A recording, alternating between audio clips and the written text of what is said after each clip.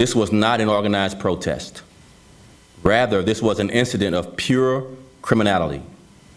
This was an act of violence against our police officers and against our city. These shooting incidents and the looting we saw overnight are completely unacceptable. Criminals took to the streets with confidence that there would be no consequences for their actions. And I, for one, refuse to allow these cowardly acts to hold our city hostage. Social media posts encouraging looting downtown for the car caravans that headed into the Loop, with dozens of people ransacking stores after midnight. It happened as dozens of looters took to the streets of the Mag Mile and River North, clearing out stores. The looting continues, and this is right by Jess. Okay, so what you're seeing is people breaking into the Potbellies on State and Lake, smashing windows here. And authorities say this all started at about midnight. They say hundreds of looters moved into the Michigan Avenue area and started shattering windows to many of these businesses, stealing the merchandise, and in many cases, filling their cars with the merchandise and taking off. Authorities say this was so well coordinated that it seemed other cars, sort of a caravan of looters, were coming through the area and stealing merchandise. This all went on for several hours. The seeds for the shameful destruction we saw last night were sown in the 5700 block of South Racine Avenue. On Sunday afternoon, officers responded to a call of a man with a gun.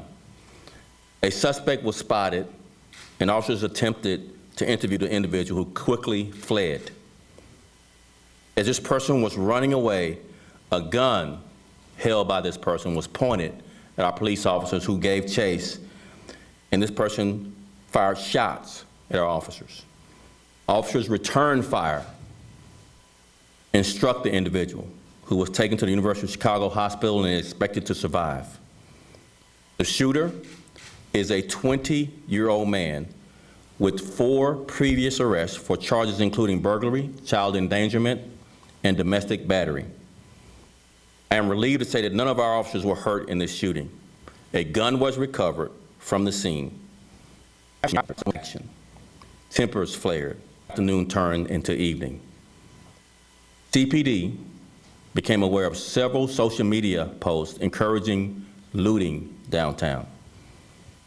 Officers were dispatched to our downtown area once we got word of the social media posts. 400 officers were dispatched to our downtown. As the officers arrived to our downtown, the first incident happened at a store near the 87th and the Dan Ryan Expressway. Soon, car caravans were headed into the Loop.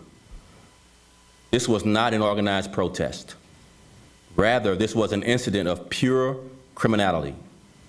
This was an act of violence against our police officers and against our city. As of now, Chicago police have made more than 100 arrests for looting, disorderly conduct. A total of 13 officers have been injured throughout the night, including a sergeant who was struck with a bottle. Another officer had his nose broken as he fought with a group of looters. In the last 7 days, a total of 9 officers have been shot at in Chicago.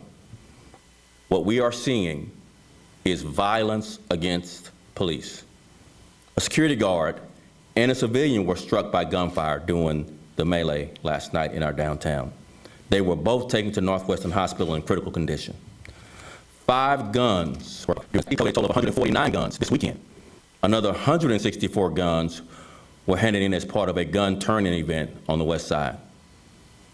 Gun arrests in this city are up 15% this year compared to 2019. In one incident last night, officers were arresting a looting suspect at Michigan Avenue and Lake Street. This person was carrying a cash register he had looted out of a store. As officers were making the arrest, another vehicle passed by the officers and fired shots. A bullet was found lodged in the cage of the police vehicle.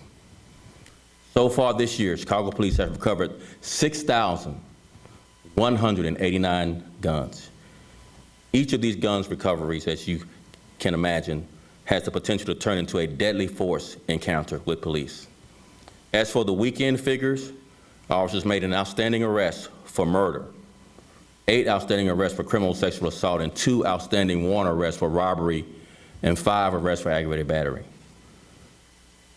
Friday through Sunday, 6 p.m. to 11:59, there were 31 shootings throughout the city, 3 of which were murders. These shooting incidents and the looting we saw overnight are completely unacceptable. Criminals took to the streets with confidence that there would be no consequences for their actions. Let me say that again. Criminals took to the street with the confidence that there would be no consequences for their actions. And I, for one, refuse to allow these cowardly acts to hold our city hostage. CPD will not stand by as our beautiful downtown becomes someplace that people fear.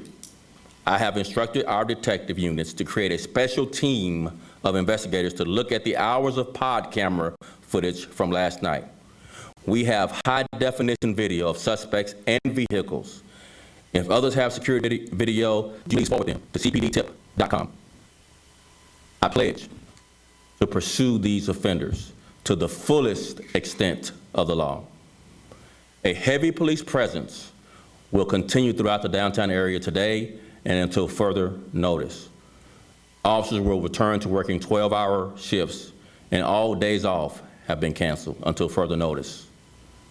We are also working with other city agencies, including Streets and Sanitations, the CTA, the Department of Transportation, and the State Police, and other agencies, in a multi-layered plan which will be based on lessons we've learned from earlier this summer.